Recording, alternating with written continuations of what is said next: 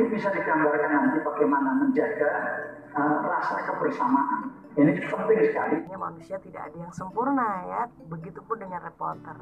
Nah, jikalau ada beberapa typo yang dilakukan oleh reporter atau juga luput dari screening sang editor, tentunya penyiar berita atau news anchor harus juga mempelajari terlebih dahulu.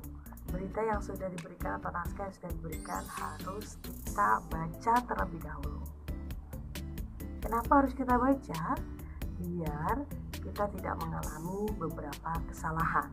Di antaranya salah baca, salah menyebutkan nominal, salah menyebutkan jabatan seseorang, atau selamat pagi semuanya, welcome back to my channel. Nah, jika kemarin aku sudah ajak kalian buat bahas program info pagi atau program membacakan berita, untuk saat ini aku bakal kasih tahu ke kalian, selain ada beberapa ritual yang harus dikerjakan sebelum membaca berita, ada beberapa hal yang harus diperhatikan, yaitu salah satunya adalah kesiapan dari naskah berita. Nah, dimana naskah berita ini adalah produk dari teman-teman reporter yang sudah ditulis sedemikian rupa, tetapi juga pastinya ada penyaringan di sana. Jadi tidak langsung dari reporter dikirim ke bidang penyiaran, tetapi ada screening yang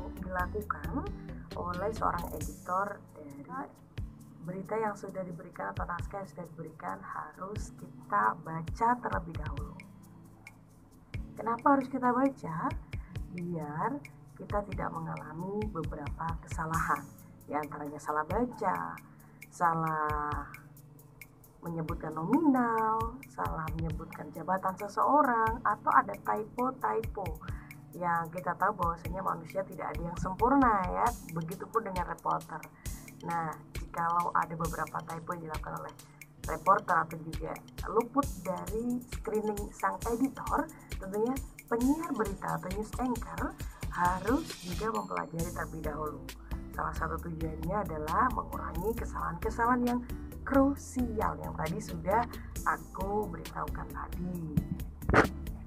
Jadi diusahakan sebagai seorang pembaca berita, jangan sampai telat dalam eksekusi membaca berita. Jadi harus ada timing yang pas untuk kita prepare terlebih dahulu sebelum eksekusi baca berita.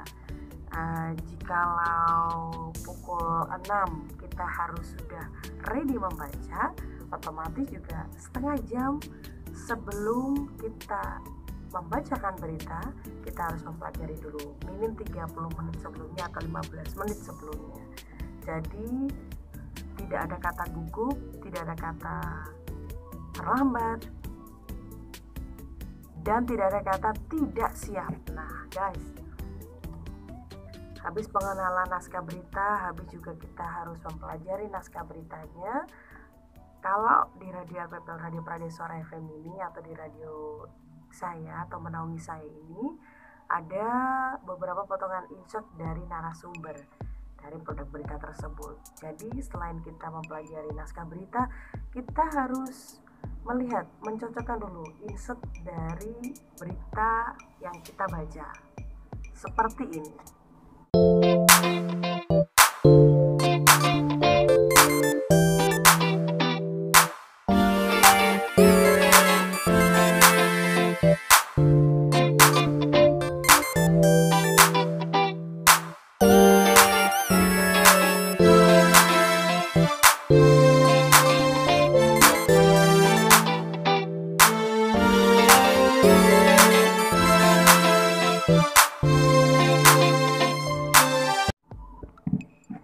Setelah kita pastikan insert beritanya sudah siap dan sudah ready, serta juga sudah terurut dengan baik, karena kita lihat satu persatu, yang selanjutnya harus kita lakukan sebagai pembaca berita, diantaranya adalah melakukan pemanasan, senam pernafasan.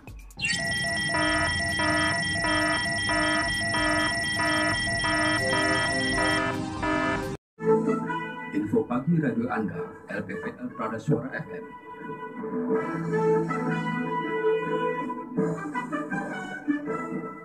Bupati Tuban Fatul Huda mengikuti kegiatan peletakan batu pertama pembangunan gedung calon pengganti kantor Pengadilan Negeri Tuban di kawasan kantor BPB di Tuban, Jalan Dr. Wahidin Sudirosodo. Hadir dalam acara tersebut Wakil Ketua Pengadilan Tinggi Provinsi Jawa Timur, Ketua PN Lamongan, Ketua PN Bojonegoro, dan jajaran Forkopimda serta instansi terkait lainnya. Dalam sambutannya, Bupati Huda menyampaikan jika proyek pembangunan PN tersebut menggunakan APBD Tuban sebesar 13 miliar rupiah dengan bangunan 2 lantai. Bupati menjelaskan pembangunan gedung PN yang baru tersebut menyesuaikan situasi dan kondisi di wilayah Tuban, di mana Tuban akan berkembang menjadi kota metropolitan dengan hadirnya kilang Tuban, sehingga sudah semestinya PN memiliki gedung baru yang lebih bagus dan pantas. Bupati berharap pembangunan gedung PN Tuban 2 lantai tersebut berjalan lancar dan selesai tepat waktu, sehingga bisa diresmikan dan difungsikan secara optimal. Ketua PN Tuban Fatul Mujib menyampaikan terima kasih atas bantuan Pemkab Tuban atas pembangunan gedung PN yang baru. Di gedung PN yang baru mendatang, semua pelayanan terpadu satu pintu dan berkaitan dengan persidangan tidak akan ada lagi bersentuhan antara tahanan dan petugas hukum. Sementara itu, Wakil Ketua Pengadilan Tinggi Surabaya, Siwan Driono menambahkan, Bupati sebagai eksekutif telah mendukung pelaksanaan penegakan hukum untuk yudikatif lebih baik, yaitu dengan pembangunan gedung PN yang lebih bagus dan representatif. Pihaknya juga menyampaikan terima kasih atas segala dukungan dan bantuan Bupati beserta Dewan yang menyetujui pembangunan gedung PN Tuban. Nah, ini Bapak Bupati sebagai pilar dari eksekutif telah mendukung pelaksananya penegakan hukum untuk yudikatif. Di mana keadaan demikian? Kalau Profesor Suryono Sukanto bilang ada beberapa hal yang mempengaruhi penegakan hukum di Indonesia. Salah satunya kurangnya sarana prasarana. Info pagi radio Anda, LPPL Prada Suara FM.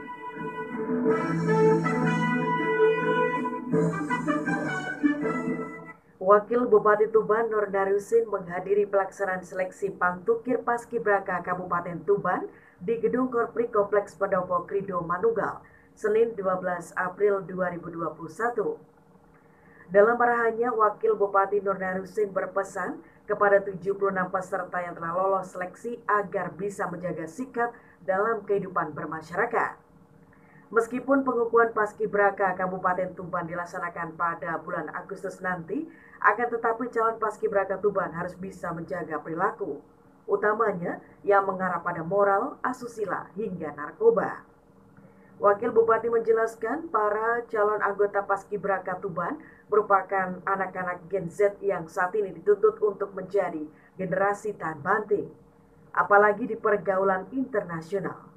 Menurut Wakil Bupati, mengikuti Paskibraka merupakan sarana yang tepat untuk membentuk karakter yang kuat, serta disiplin tinggi sehingga bisa menjadi amunisi dalam persaingan global demi membangun bangsa.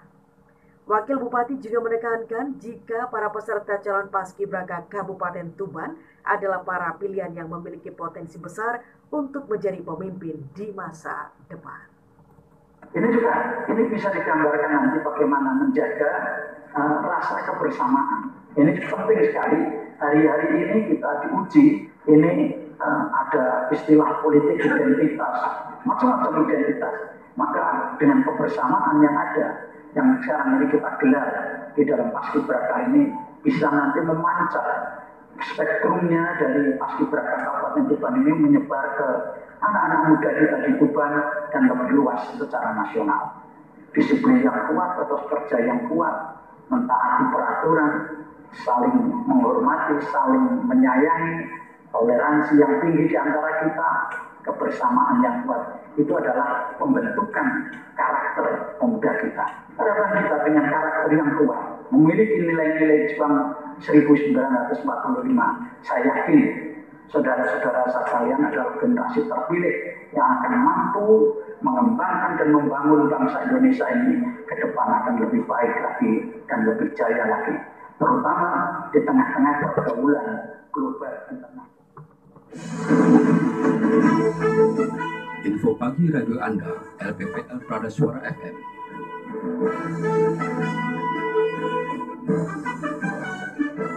Sementara itu, Kepala Dinas Pariwisata, Kebudayaan Pemuda dan Olahraga Tuban, Sulistiadi, dalam laporannya menjelaskan, dari 76 peserta calon Paskibraka Kabupaten Tuban yang terdiri dari 39 putra dan 31 putri tersebut nantinya akan menjadi anggota tetap.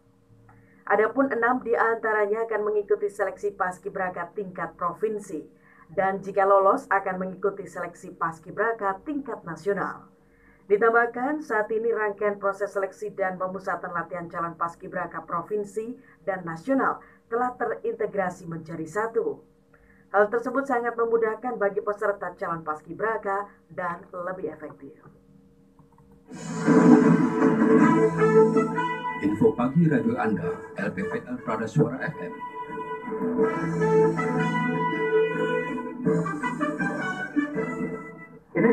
Ini bisa digambarkan nanti bagaimana menjaga rasa kebersamaan. Ini penting sekali.